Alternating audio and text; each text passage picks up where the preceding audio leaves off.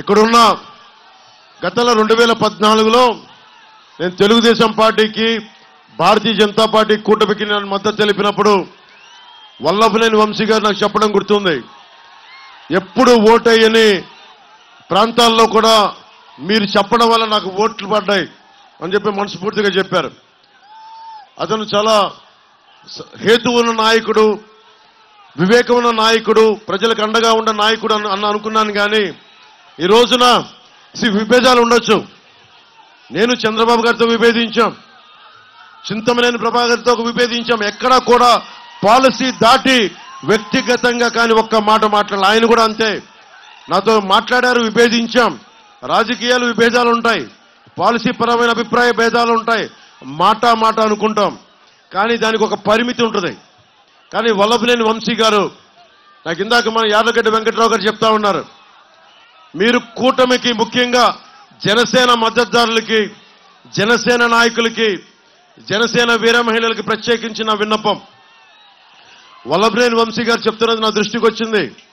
మీరు ఓటు ఎంపీగా బాలశౌరి గారికి వేసి మనకి గన్నవరం ఎమ్మెల్యే మట్టుకు నాకేయండి అని అడుగుతున్నారని. మీరు అది కూటమిలో అది సమంజసం కాదు. ముఖ్యంగా మనం అందరం గౌరవించే తెలుగుదేశం వ్యవస్థాపక అధ్యక్షులు స్వర్గీయ నందమూరి తారక రామారావు గారు,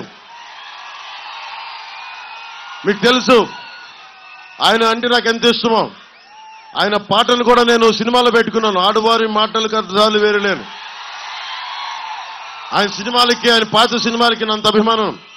అలాంటి వ్యక్తికి మహోన్నతుడానికి పుట్టిన ఆయన కుమార్తెని వల్లభనేని వంశీ గారు ఆ రోజున నాకు అసెంబ్లీలో మాట్లాడడం చాలా బాధ కలిగించింది, నిజంగా బాధ కలిగించింది.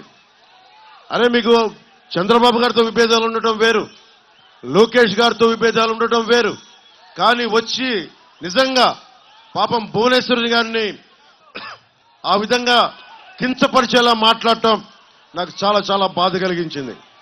జనసేన ఊహించుకోండి, భువనేశ్వరి గారిని అంటే నా సోదరుని అన్నట్టే, భువనేశ్వరి గారిని అన్నట్టు నా సోదరుని అన్నట్టే. ఎందుకంటే మన ఆడపడుచులకి, అక్కడున్న దూరాన ఉన్న ఆడపడుచులకి, అక్క చెల్లెళ్ళకి అందరికీ గౌరవం ఇచ్చేది జనసేన పార్టీ. నాయకులతో అభిప్రాయ భేదాలు ఉండొచ్చు, వైసీపీ నాయకులతో అభిప్రాయ భేదాలు ఉండొచ్చు, జగన్ గారితో కూడా విభేదాలు ఉన్నాయి. కానీ ఎప్పుడు కూడా వారి సతీమణిని ఎప్పుడు కించపరిచేలా మాట్లాడలేదు. తగ్గించం, అది మన సంస్కారం, మన పెద్దలు నేర్పించిన సంస్కారం. కానీ వల్లభనేని వంశీ గారికి ఓటు కనుక జనసేన మద్దతుదారులు వేస్తే స్త్రీని అగౌరవపరిచిన వ్యక్తికి, ఆడవారిని అగౌరవపరిచిన వ్యక్తికి, మా సోదరుని అగౌరవపరిచిన వ్యక్తికి మనం మద్దతు తెలిపినట్టే. దయచేసి అక్కడెక్కడో జరిగింది మనకు కాదు కదా అనుకోవద్దు.